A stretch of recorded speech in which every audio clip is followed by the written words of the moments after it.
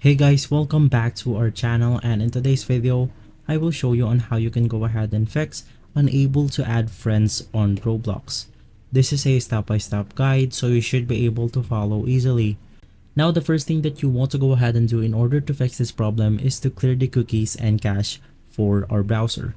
So you want to head over to the system settings of your browser, and inside you want to go ahead and search for clear.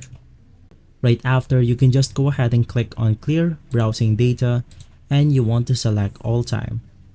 Now take note that this can log you out of your Roblox account, so make sure you know your Roblox account.